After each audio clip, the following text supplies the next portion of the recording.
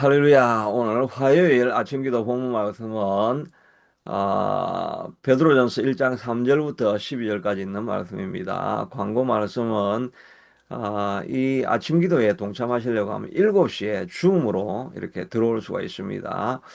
다른 분들도 그냥 카메라 켜지 않고 그냥 소리만 켜고 그래서 여기 이제 동참을 할 수 있습니다. 우리가 제가 녹화를 해서 드리는 거는 뒤에 기도하는 내용을 기도하는 내용이 안 들어가 있는데 여기 동참하시면 또 생활도 이렇게 일정하게 정해서 아침 기도를 매일 할 수가 있고 또 예배 마치고 나면서 이제 기도하는 시간이 이렇게 주어져서 음악과 함께 계속 기도할 수 있기 때문에 여기 동참하시기를 원하시는 분은 줌으로 이렇게 들어오시면 됩니다. 제가 이게 보내드리는 이 링크 아래쪽에 유튜브 아래쪽에 보면 제가 줌 링크가 들어가 있습니다. 줌 링크 클릭만 하시면 매일 아침 7시에 여기 들어오시고 화면은 끄시고 이렇게 들어오시면 그냥 익명으로 이렇게도 참석하실 수 있고 이렇게 하셔서 같이 동참하시면 계속해서 큰 힘이 될 수 있습니다. 지금 이 사역하는 건 제가 교회는 새찬빛 교회를 하지만 이 아침 기도나 이런 유튜브 방송은 웨이메이커 미니스트리로 하고 있기 때문에 뭐 어느 교회를 다니시든지 어떤 분이시든지 기도가 갈급한 사람들, 기도하기를 원하는데 장소가 없는 사람들, 이런 사람들이 집에서 기도할 수 있게 되도록 그걸 위해서 지금 이 유튜브 방송을 하고 있는 것입니다. 어느 곳에 있든지 뭐 전 세계를 대상으로 해서 기도하고 싶은데 기도할 공간이 없어진 분들을 여기 누구든지 들어와서 기도하는 자리입니다. 유튜브 링크는 아래쪽에 있으니까 클릭하시고 7시에 오시면 항상 이게 열려 있습니다. 오늘 본문의 말씀은 베드로전서 3장 1장 3절부터 12절까지 있는 말씀인데요. 지금 이 내용은 베드로가 이 갑바도기아 뭐 본도 이런 지역에 있는 사람들에게 보낸 편지인데 지금의 터키 땅에 있는 그 신자들이었습니다. 이 신자들이 그 당시에 핍박을 많이 받았습니다. 이제 아직까지 네로의 핍박이 올 때는 그때는 이제 극심한 핍박이 온 거죠. 그래가지고 뭐 그 로마시를 불태운 사람들을 다 잡아 죽여라 이래가지고 그 사자굴에 던져 넣기도 하고 화형에 처하기도 하고 참수도 하기도 하고 뭐 아주 극단적인 그런 고난이 찾아왔는데 아직 그 극단적인 고난이 조금 찾아오기 전입니다.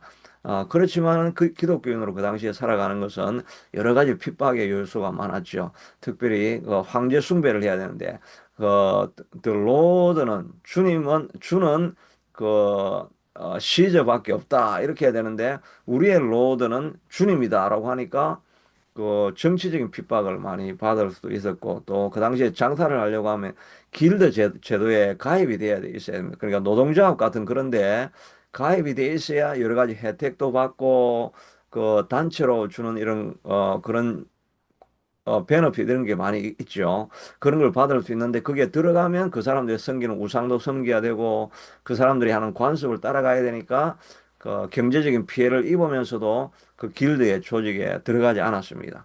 또 한편에서는 이제 가정적으로도 남편이 종교를 그 결정을 할 수 있는데 그 와이프나 이런 사람들은 여권이 신장이 돼 있지 않으니까 무조건 주인 말을 남편 말을 따라야 되는데 여자가 먼저 예수를 믿는 거야. 예수를 믿었고, 가정생활을 하려고 하니까 남편 눈치를 봐야 되고, 교회 간다 그러면 뭐 엄격한 통제를 받고, 뭐 극심한 가정폭력에 시달리기도 하고, 이런 어려움들이 있었죠. 그래도 그 처음 예수 믿은 사람들은 이제 와이프가 주로 많이 믿고, 또 종들이 예수를 믿으면 주로 종들이 먼저 예수를 믿었는데 주인의 눈치를 살펴가면서 막 매를 맞아가면서 교회를 다녀야 되고 하는 그런 일들도 뭐 우리나라 60년대, 70년대 그때는 이제 아내가 먼저 예수를 믿으면 남편한테 엄청 극심한 핍박을 많이 받게 되죠. 막 머리채가 잡히고 예배드리다 쫓겨나기도 하고 뭐 그런 경험들이 이제 그 당시에 신자들은 많이 있었죠. 그런 어려움들이 이제 이런 있었고 또 사회 관습적으로 그냥 그 풍기가 문란하고 부패한 타락한 그런 사회 속에서 정기를 지키고 살아가려고 이렇게 하다 보니까 받는 핍박이 많이 있었습니다. 그런데 그 사람들을 위로하기 위해서 베드로가 이렇게 편지를 쓰게 되는 거지요. 근데 오늘 우리 사회는 사실은 이런 핍박이 없으니까 이 말씀이 우리에게 좀 사실감으로 이렇게 실감나게 이렇게 잘 안 들어옵니다. 핍박을 받을 때, 부활의 영광, 또 구원의 소중함, 이런 것들을 바라보면서 하늘나라를 바라보라는 이런 메시지인데, 우리는 뭐 핍박을 받는 게 없으니까, 이게 조금 이 말이 우리하고 좀 괴리감이 있게 이렇게 들리게 됩니다. 그래서 최근에 캐나다는 이런 이제 종교적인 핍박 이런 게 이제 조금 생기기 시작하는데 그게 요즘 나오는 혐오 금지법, 동성애라는 이런 문제도 있지만 그거 말고 혐오 발언을 하면 이제 잡혀가게 되는 이제 그런 게 있습니다. 그런 게 있죠. 그러니까 어 우리가 강단에서 이제 동성애는 죄다 이렇게 선포를 하면 카나다는 잡아갑니까? 안 잡아갑니까? 우리가 그렇게 알고 있는데 아직 잡아가지는 않습니다. 법적으로 잡아갈 수는 없습니다. 그런데 그 앞에 이제 뭐가 이제 어떤 법이 있으냐니까 지속적으로 정체성에 대해서 막 교육을 해가지고 너가 성전환을 하면 안 된다는 이런 상담을 계속 해가지고 못하게 하는 이런 것들은 법으로 못하게 되어 있는데 이제 법으로 면책 조항이 있어가지고 종교적인 신념을 가지고 동성애는 죄다. 뭐 성전환 하면 그건 하나님이 원하는 게 아니다. 이런 식으로 강단에서 신념을 가지고 하는 이야기는 아직 지금 못 잡아가는데 최근에 지금 블락 케벡당이 이 면책 조항을 없애야 된다. 그러니까 강단에서도 그런 식으로 이야기하는 거는 우리가 범법의 소지가 있어서 잡아갈 것이다. 그런 법안을 지금 상정을 해놨습니다. 상정을 해놨으니까 이제 그런데 그게 상정이 된 게 확정이 된다 해도 사실은 잡아가는 그런 게까지는 강압적이지 않습니다. 그런데 이제 그 문제를 가지고 동성애자들이 소수지만 얼마나 정치적인 세력을 가지고 일합니까? 그러니까 그런 이야기를 하면 자꾸 이제 법적 소송을 합니다. 소송을 하면 교회에서 변호사비를 대가지고 그걸 자꾸 변호를 하고 이래야 되니까 그러니까 힘을 자꾸 빼는 거죠. 그러니까 위축감을 들게 해가지고 막 바른 말을 못하게 만드는 그런 상황을 만들려고 하는 법안이 지금 빌 C 60인가 뭐 그게 지금 이제 상정이 돼 있어가지고 그게 이제 이게 이슈가 되고 이제 논의가 계속 되려고 하는 이런 상황인데 그러니까 우리 한국에서는 이런 차별금지법 하면 지금 막 데모하고 막 운동을 막 하고 있는데 카나다는 그냥 잠잠합니다. 잠잠하다가 이제 그게 법안이 통과되면 이제는 강단에서 그렇게 이야기를 하면 이제 뭐 하여튼 교회가 엄청나게 어려움을 당하게 되는 이런 이제 상황이 이제 일어나게 되기는 하는데 조용하니까 우리가 모르고 있죠. 근데 지금 그게 지금 이제 이슈가 돼야 되는데 이게 지금 조용하게 넘어가고 있어요. 한국 교회는 특별히 잘 모릅니다. 이게 이제 외국인 교회들이나 좀 크네디안 교회들이나 생각을 좀 보수적인 교회들은 좀 그런 생각을 하려고 할 수 있을지 모르겠지만은 그냥 대다수의 이게 카나다 유나이티드 처치는 다 진보적이기 때문에 그런 거를 뭐 더 받아들이려고 하죠, 오히려. 그래서 우리 보수교회가 그런 걸 일어나서 싸워야 되는 이런데 뭐 이게 사회적인 핍박을 받고 있다는 게 우리는 막 그 정도 그런데 그 당시 로마 사회에서는 그게 굉장한 핍박으로 이 사람들이 어려움을 당하고 있었습니다. 그래서 베드로가 이야기하는데 우리 주 예수 그리스도의 아버지 하나님을 찬송하리로다. 그가 많으신 긍휼대로 예수 그리스도를 죽은 자 가운데서 부활하게 하심으로 말미암아 우리를 거듭나게 하신 산 소망이 있게 하시며 썩지 않고 더럽히지 않고 쇠하지 않은 유업을 잃게 하시나니 곧 너희를 위하여 하늘에 간직한 것이라.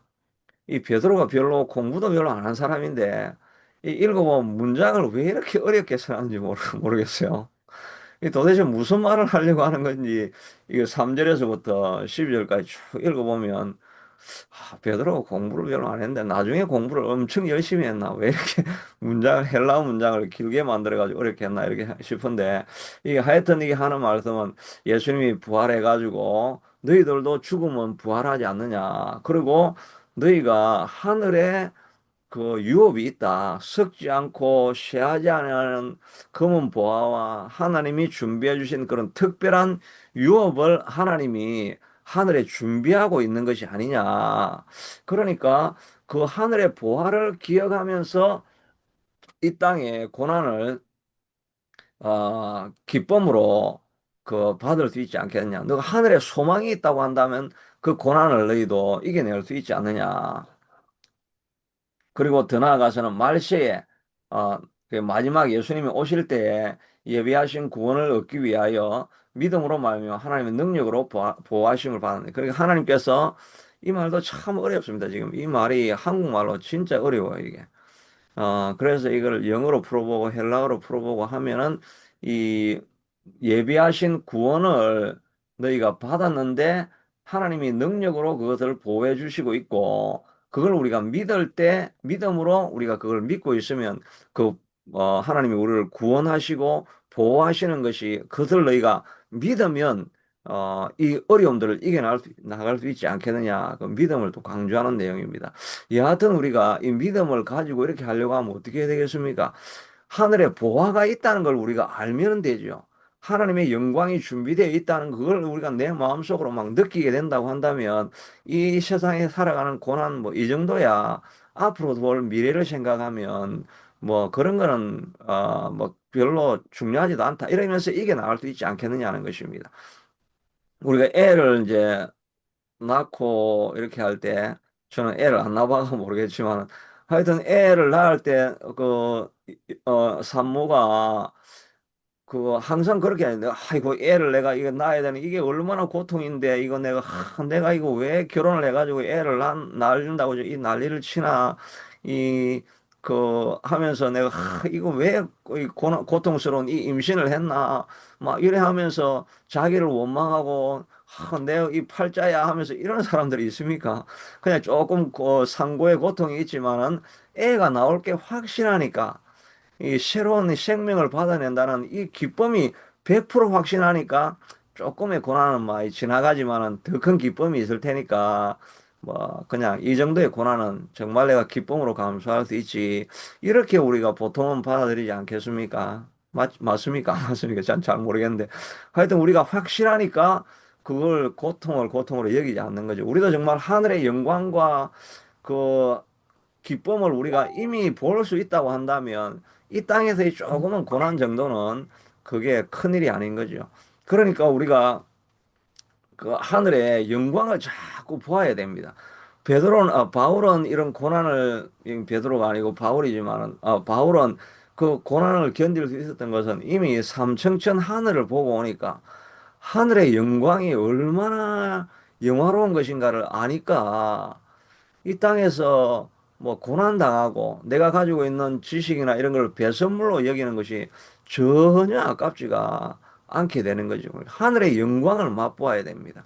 옛날에 어느 목사님의 아들이 이제 거의 뭐 독극물을 마셔가지고 죽어갔다는 이야기가 제가 한번 했죠. 죽어가지고 거의 죽어가려고 하는데 뭐 아버지가 계속 기도를 해서 낫긴 이제 안 죽고 살긴 했는데 자기가 죽어가려고 하니까 천사가 와가지고 천국을 딱 보여주는데 천국이 막 너무너무 황홀하고 아름답고 그렇게 지극히 아름다운 곳이 없으니까 천사가 야, 천국으로 가려고 하는데 잠깐 기다려. 너 아버지가 기도해서 되게 돌아오게 하라고 하니까 내가 좀 기다려 봐야 되겠다 하니까 아닙니다. 저는 천국에 가고 싶어요. 천국으로 데려다 주세요. 그런데 아버지가 너무 많이 기도를 해서 그냥 다시 살게 되었다는 이런 뭐 그런 이야기도 있는 것처럼 천국을 본 사람은 천국을 잊을 수가 없는 것입니다. 그러니까 고난이 고난같이 여겨지지 않는 거죠. 우리도 마찬가지입니다. 어려움이 찾아오고 힘듦이 찾아오지만 하나님의 영광을 우리가 맛보기만 하면 하나님이 주신 위로를 맛보기라도 이 땅에서 보기만 하면 그러면은 고난이 고난같이 여겨지지 않게 되는 거죠. 그래서 우리가 고난이 없어지기 때문에 우리가 행복해지는 것이 아니라 고난은 있고 어려움들은 있고 뭐 환난은 찾아오고 하지만 내 마음이 하나님을 한번 만나면 그러면 그 고난이 그렇게 어렵지 않게 여겨지게 되는 것입니다. 그러니까 우리가 해야 될 일은 이 땅에서 고난을 이겨낼 수 있는 이런 하늘의 유업과 영광을 이 땅에서 보면 되는 거죠. 그래서 제가 늘 자주 이야기하는 게 예배를 드릴 때 또 기도할 때 하늘의 위로를 우리가 경험하게 되면 그 위로를 경험하게 되어지면 세상의 어려움이 아닌 거죠. 그래서 다윗이 늘 고백하는 게 천만원이 내 옆에 나를 치려고 찾아오고 만인이 내 옆에 천인이 내 옆에서 다 넘어진다 할지라도 나는 하나님을 만나고 보니까 나는 편안히 안전히 거합니다. 라고 이렇게 고백하지 않습니까?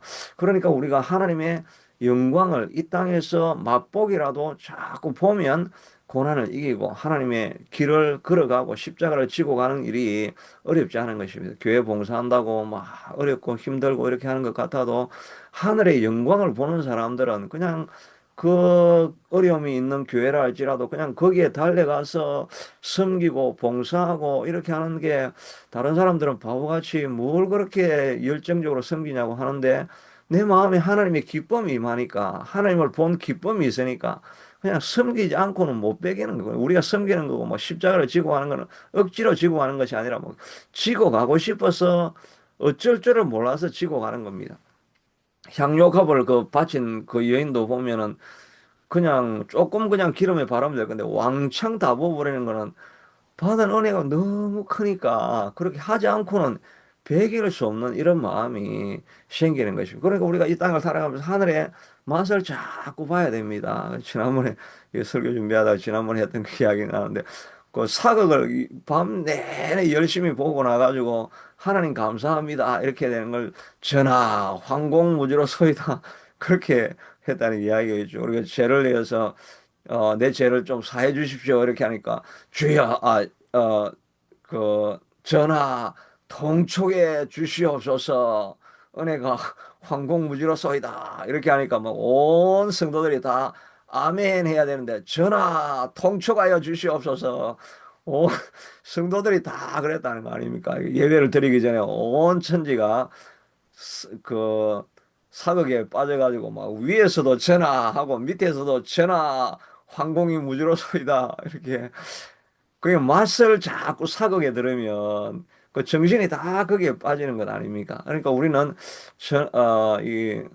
저도 전하라 부르려고 하려고 하네요. 전하가 아니고 주여 이렇게 자꾸 되어가지고 하나님의 그 하늘의 영광의 기쁨을 우리가 자꾸 맛을 보아야 이 땅의 고난이 고난같이 여겨지지 않게 되는 것입니다. 저도 기도하면서 하나님 예배를 통해서 이 메시지를 통해서 우리가 하늘의 영광을 좀 경험할 수 있게 주시옵소서. 이렇게 하는 것이 우리의 기도 제목이 되어야 될 것입니다. 베드로가 너희가 하늘의 유업을 기억해라. 하늘의 영광을 기억해라. 그러면 고난을 이겨나갈 수 있지 않겠느냐라고 말씀해 주시고 있는데 우리도 기도할 때 하나님 정말 하늘의 맛보기라도 기도할 때 말씀을 듣다가 예배할 때 좀 경험할 수 있게 해주시옵소서. 이 마음을 가지고 기도할 수 있게 되기를 축복합니다. 뭐 앞에 이야기를 너무 많이 해서 오늘은 3절 5절 정도까지만 제가 말씀을 나누었습니다. 우리가 기도하다가 하나님